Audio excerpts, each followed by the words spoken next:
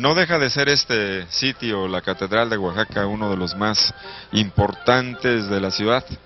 Yo creo que es un sitio en donde todos concurrimos, es decir, no solamente las personas que vivimos o habitamos aquí en la ciudad o en las colonias periféricas, sino también en otras poblaciones del estado, de las personas que vienen de otros estados de la República o del mundo. Y necesariamente llegamos a este sitio, en donde se construyó a partir del siglo XVI, allá por 1535, se inicia la construcción de este conjunto arquitectónico que para nosotros ahora es motivo de gran orgullo. De acuerdo con las crónicas, este conjunto arquitectónico se inició tal y como nosotros lo vemos en cuanto a su distribución y fortaleza, aunque se agregaron algunos elementos adicionales. Pero por supuesto en Oaxaca siempre han influido dos factores fundamentales en la realización de estas obras. Uno, la parte de carácter económico, que se ha sustituido por la gran cooperación, participación, entendimiento de los mismos pobladores que apoyan, que ayudan, ya sea en forma material o con dinero, para la realización de estas obras. A pesar de que se han reconstruido en muy diferentes ocasiones. Y la segunda parte es la cuestión de los temblores, que los temblores de veras han dado al traste con muchísimas de las edificaciones que hemos tenido o tenemos aquí en la ciudad de Oaxaca. El templo está constituido del templo propiamente, y en la parte posterior tenemos dos capillas, que es la capilla del Sagrario, que ahora está dedicada al Señor del Rayo, y la capilla de Guadalupe. Pero también del lado de la calle de Independencia o de la avenida Independencia tenemos las oficinas de la Mitra, que es la que sirve, la que apoya todo lo que es la diócesis de Antequera. Esta portada, la portada del templo, tiene un enorme significado tanto desde el punto de vista del estilo arquitectónico y del estilo artístico, pero también iconográfico de carácter religioso. Esta portada se concluye ya prácticamente para finales del siglo XVIII, cuando estuvo como obispo de Oaxaca don Felipe de Núñez y Guzmán. Así lo señalan las crónicas, inclusive las torres se fueron más allá de la época en la que se concluye prácticamente todo lo demás del conjunto arquitectónico. Entonces veamos, en el centro tenemos una imagen que es la Virgen de la Asunción, sobre un túmulo de nubes con ángeles querubines, y está coronada o está siendo coronada por Jesús, el Padre Eterno, y en el centro se testimonia esto, se testifica por el Espíritu Santo. En esto se utilizó mucho esto de lo que hablan los artistas, del claroscuro, o sea, la utilización del recurso natural para resaltar la obra de arte. De tal manera que después de las 12 del día, cuando el sol empieza a caer ya hacia el horizonte para la tarde, empiezan a aparecer, como a salir de la superficie de la piedra, todos estos elementos constitutivos de este cuadro hermosísimo que integra lo que nosotros conocemos como Virgen de la Asunción. Y por supuesto en mi mano derecha y en mi mano izquierda y en la parte superior también tenemos otras imágenes que hacen el conjunto iconográfico. En la parte de hasta arriba, en el primer nivel, en mi mano derecha, en el extremo, tienen la presencia del Arcángel Miguel. Luego tienen la presencia de San Agustín. Luego tienen la presencia también en el otro extremo del Arcángel de San Gabriel, que son personajes que siempre aparecen en el conjunto iconográfico referido a la Virgen María. O sea, en todos los retablos, en todas las portadas en donde aparece la Virgen María, generalmente aparece Gabriel y Miguel. Uno, porque es el jefe de los ejércitos celestiales, y el otro, porque es el que le da el anuncio de la llegada de su hijo. En el segundo nivel también es muy interesante observarlo, porque al lado derecho de la Virgen tenemos la presencia de San José, que es el esposo y padre de la Iglesia Universal. Y del otro lado, del lado izquierdo, tenemos al Señor Santiago, que es el padre de la Iglesia española. De tal manera que se establece el equilibrio. Uno, representante de la Iglesia Universal, y el otro representante de la Iglesia española. Y por supuesto este edificio fue construido por los españoles o por los criollos, fundamentalmente aportando conocimientos y aportando recursos financieros, aunque hayamos sido nosotros, los nativos, los que hicimos con nuestras manos estos conjuntos arquitectónicos. Y en los extremos, del lado izquierdo tenemos a San Marcial, así lo han identificado, y del otro lado hay otro personaje que todavía no está debidamente identificado. Ambos tienen una palma en la mano, y el artista escultor o el artista pintor siempre colocó este atributo en las manos de estos personajes cuando fueron o son considerados mártires de la iglesia. De tal manera que cuando ustedes vean un personaje con una palma en la mano, estamos hablando de uno de los mártires de la iglesia. Y en la parte de abajo, en el primer cuerpo, tenemos la presencia de Pedro y de Pablo. Pedro, como el jefe de la casa, por eso está representado con una llave, porque el mismo Jesús le da el atributo, la encomienda de cuidar de su iglesia. Y del otro lado tenemos a Pablo con una espada en la mano, que tiene dos altos significados. Uno, bíblicamente dice, luchemos con la fe, con la espada en la mano. Pero la otra, refiriéndonos a lo anterior, todos aquellos personajes que murieron por la fe, que fueron mártires y fueron decapitados, aparecen en las pinturas, en las esculturas, en algún lugar, con una espada en la mano. Entonces, el mensaje es muy bonito porque además, por otro lado, la función primordial de los frailes y de los sacerdotes era la evangelización, de tal manera que utilizaron todos los espacios, tanto de dentro como de fuera de los templos, para que cualquier persona que entrara o pasara frente al templo, siempre hubiera la presencia de un mensaje evangelizador. Por otro lado, desde el punto de vista artístico, esta portada pertenece al siglo XVIII, como les decía. Es una portada del barroco tritóstilo, y se llama así porque es un juego de columnas divididas en tres partes.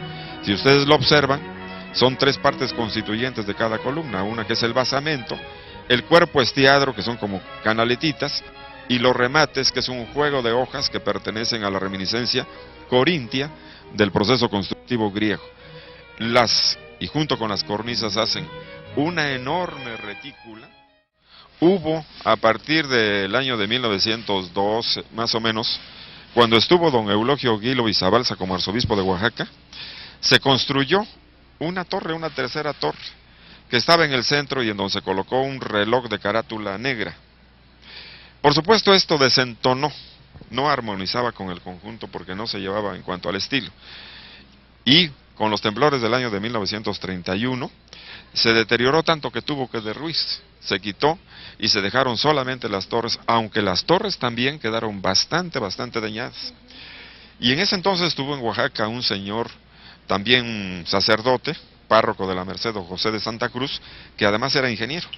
Y a él lo invitaron para que hiciera la revisión, el diagnóstico de las condiciones de la catedral y particularmente de las torres, y procede a hacer la restauración. De tal manera que desde entonces no se había hecho una restauración tan importante como la que se hizo en los últimos años en Oaxaca. Pero esto para mí es algo muy particular, porque hoy tenemos un templo que conocemos como catedral, porque la cátedra se deriva del vocablo cátedra, que es el lugar de residencia del obispo, o sea, del hombre que es el representante de Dios y es la palabra de Dios que se esparce por toda la comunidad. Si ustedes volaran por sobre la catedral, van a ver que el juego de bóvedas que cubre la cubierta, o que son parte de la cubierta, no deja de ser una cruz, constituir una cruz, y esta cruz en el centro de una comunidad cristiana. Entonces, no hay un solo elemento, digamos, desde el punto de vista arquitectónico, que no sea acorde con una idea, con una representación simbólica, con un mensaje, con un decir, como presencia aquí del obispo, del representante de Dios en la tierra en una comunidad cristiana. Esto es de veras muy bonito y muy valioso, como es el caso de los atrios, ¿no? Los atrios, lugar de reunión, de concurrencia, de comunidad, de plática, de intercambio, de conocimiento de muchas cosas, porque lo que se trata en estos lugares que sean lugares precisamente de comunidad, y en este caso de comunidad religiosa, ¿no? Bien, licenciado, pues ya estamos en el interior de la catedral y vamos a hablar ahora un poco sobre la planta arquitectónica y el simbolismo que encierra todo este lugar. Sí, fíjate que para mí es un edificio de los más importantes de la ciudad. Te decía porque es la sede del obispo, la sede del hombre que tiene la palabra de Dios en esta comunidad cristiana. Y como consecuencia aquí es el lugar de reunión, de concurrencia de todo el pueblo católico que viene de los distintos rumbos. Inclusive si ustedes observan, el templo tiene 4 puertas, una dirigida para cada uno de los rumbos.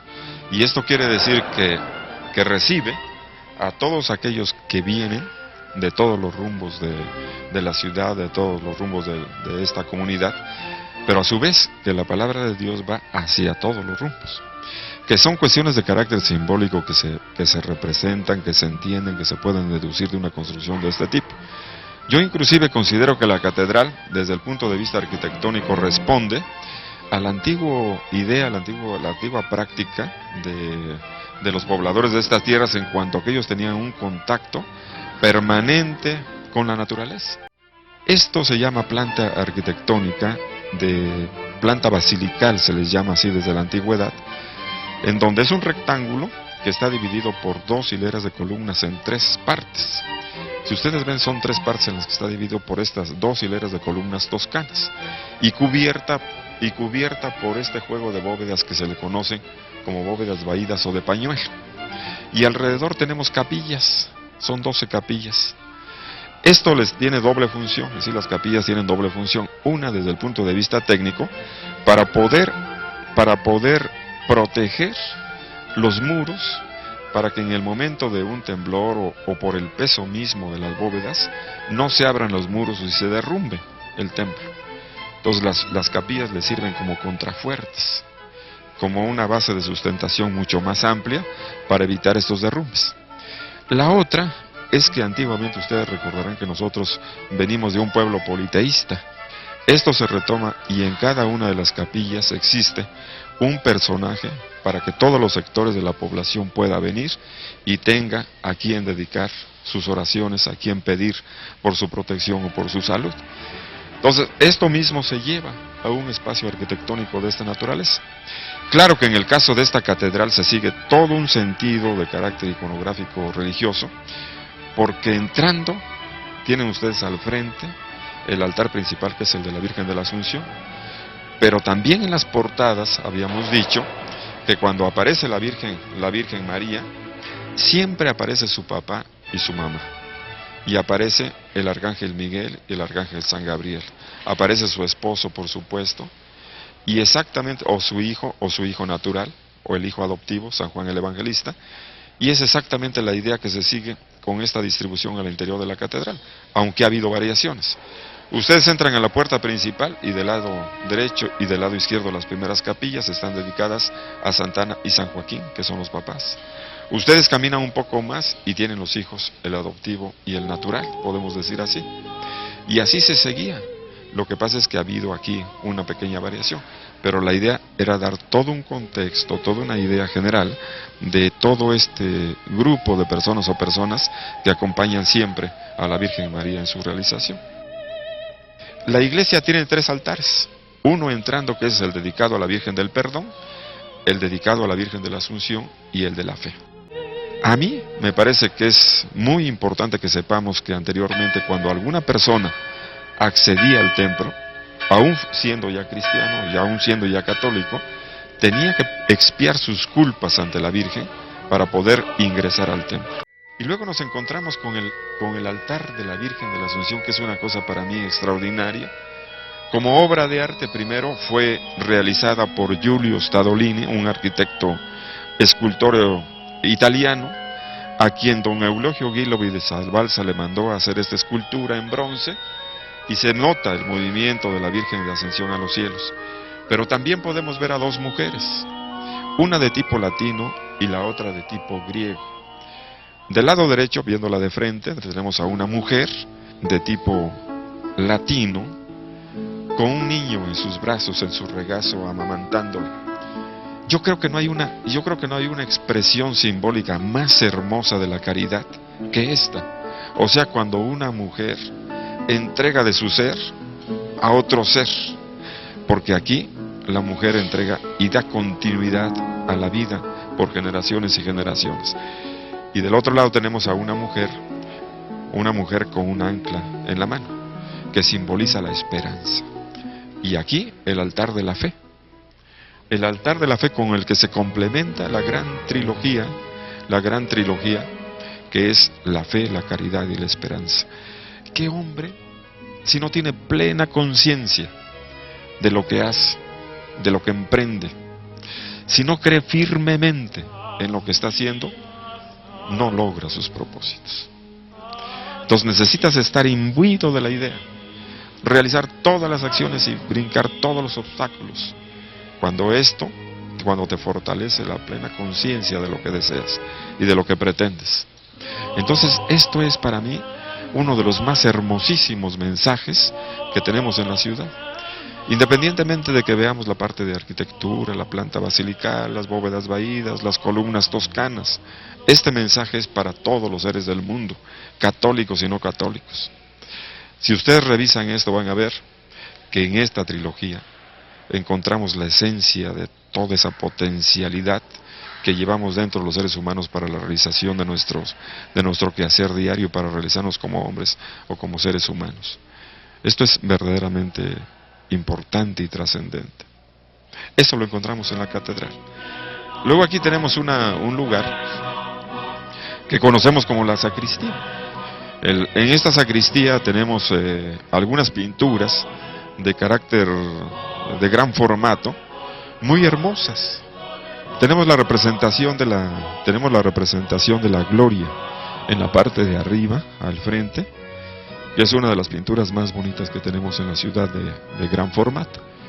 Y ahí tenemos precisamente a un personaje conduciéndose a la iglesia, siendo conducida en un carro del triunfo, y en la parte de adelante caballos alados, personas, hombres, ángeles, porque es la fuerza, el vigor de la iglesia, el triunfo de la iglesia sobre la comunidad. Y algunas otras pinturas que a mí me parece que son importantes de revisar. Por ejemplo, aquí tenemos a San Sebastián. San Sebastián del lado derecho, un hombre sujeto al tronco de un árbol, lacerado en todo su cuerpo, porque él murió precisamente por laceración. Él se dedicaba a la propagación de la fe católica y entonces el emperador lo condena a morir lacerado. Aquí tenemos otro de los mártires de la iglesia. A este hombre lo pelaron, es decir, le quitaron la piel para lastimarlo, lo dejaron sin piel en todo su cuerpo. Este es uno de los grandes mártires también de la iglesia. Esta pintura entonces nos demuestra que en Oaxaca, como dice la historia, hubo pintores de gran valía. Inclusive se habla de la presencia de Andrés de la Concha en Oaxaca, y de Andrés de la Concha en particular en Santo Domingo y en la Catedral de Oaxaca. Desafortunadamente, no hemos encontrado todavía una prueba testimonial de la obra de Andrés de la Concha, que fue uno de los grandes pintores de la época novohispana. No se han encontrado, pero se sabe sí, por la parte documental, que estuvieron presentes en la catedral y en Santo Domingo de Guzmán. Sí, bueno, realmente aquí tenemos cosas muy interesantes. Aquí en mi mano izquierda, una serie de bustos hechos de latón, que fueron un obsequio de don Eulogio Guílove y Zabalza. Fíjense ustedes que la presencia de don Eulogio Guílove y Zabalza, que llega a Oaxaca en el año de 1887, y que es el último obispo de Oaxaca, pero en 1989 se hace arzobispo de Oaxaca. La presencia, yo creo, de Eulogio Guílove es una presencia muy importante para los oaxaqueños, porque encuentra una ciudad que durante mucho tiempo había estado abandonada por todos los problemas políticos que habíamos tenido durante el siglo XIX, y que como consecuencia dieron al traste y crearon una pobreza muy profunda en el pueblo, que no tenía recursos, ni el gobierno ni la gente, para poder hacer muchas de las cosas que se hacían, y sobre todo la recuperación, el cuidado, el mantenimiento de este patrimonio edificado y artístico de Oaxaca. Entonces dicen que cuando llega él, encuentra la catedral muy abandonada, deteriorada, y a él se debe esta pavimentación o este piso de este tipo de losetas. A él se debe la reconstrucción también de las mismas bóvedas, la consolidación de los muros, la hechura de las capillas en la forma en que actualmente la vemos, y en cada una de las capillas había, dicen, un retablo barroco muy hermoso, pero que también se habían deteriorado y destruido con el tiempo. Entonces él lo sustituye por los actuales retablos, que son de tipo neoclásico, en blanco y en dorado. Entonces estamos hablando de fines del siglo XIX, principios del siglo XX, cuando esto sucede, y le da un nuevo carácter, una nueva presencia a la catedral. En esta capilla ustedes pueden notar que se encuentra una cruz en la parte del remate del retablo, que se refiere a la cruz de Huatulco. Se cuenta que apareció un enorme madero en lo que ahora conocemos como la comunidad de Huatulco, allá en el Océano Pacífico, y que era reconocida por los lugareños y por muchos visitantes como una cruz muy milagrosa. Inclusive hubo un corsario, Tomás Candiz, que llegó y quiso llevársela. Dicen que la amarró con sus cadenas, la jaló con su buque, y por más que hizo, no pudo desprenderla. Y enojado, enfurecido, le prendió fuego, pero tampoco se quemó. Esto se supo, por supuesto, y entonces llega un obispo a Oaxaca que se llamó Juan Cervantes, en el siglo XVIII, supo estos antecedentes y entonces manda a algunas personas a hacer la investigación, y efectivamente determinan que era un madero muy querido, muy admirado, muy venerado por toda la gente de la zona. Los convence para traérselo a Oaxaca, se lo trae precisamente a la catedral, lo llevan a Santo Domingo y de Santo Domingo lo regresan a la catedral. Desafortunadamente este madero lo hicieron pedazos porque quisieron mandar como cruz milagrosa una al Papa, a Roma, otra a la Ciudad de México, a Puebla, a Veracruz, y quedarnos nosotros con estos vestigios de lo que fue esta cruz llamada de Huatulco y que lo conocemos. Como ustedes saben también, hace muy poco tiempo, Juan Pablo II hizo la beatificación de los mártires de los Cajonos. Nos referimos a estos personajes que fueron martirizados la noche del 14 de septiembre del año de 1700. Ellos eran parte de los vigías, de las personas que hacían ese contacto entre lo que era el clero y la comunidad para vigilar que la práctica religiosa se cumpliera. Y se dice, ya se rumoraba, que había práctica religiosa antigua en la comunidad de San Francisco Cajonos. Entonces los mandaron a ellos para testimoniar si efectivamente se realizaba esto en la casa del cacique del lugar. Y se comprobó. Entonces, por supuesto, se asustaron, se sorprendieron, aterrorizados salieron del lugar de donde estaban, pero salieron no para huir, sino para ir a los demás pueblos, reunir a la gente, regresan al convento de San Francisco Cajonos y piden a los dominicos que les entreguen a los dos. No se los entregan, los siguen presionando, pero como en el convento en esa noche había no solamente frailes, sino también había gente de la comunidad y principales de la comunidad, pues llegaron y se los entregaron. De tal manera que una vez que fueron entregados empezaron a golpearlos, a lastimarlos, hasta que los sacrificaron. Prácticamente los despedazaron. Y estos son, bueno, ¿cuál es la reacción fundamental de la beatificación? Pues que se comprobó que ellos en ningún momento, a pesar del dolor por las heridas recibidas, por los golpes recibidos, abjuraron de su religión católica.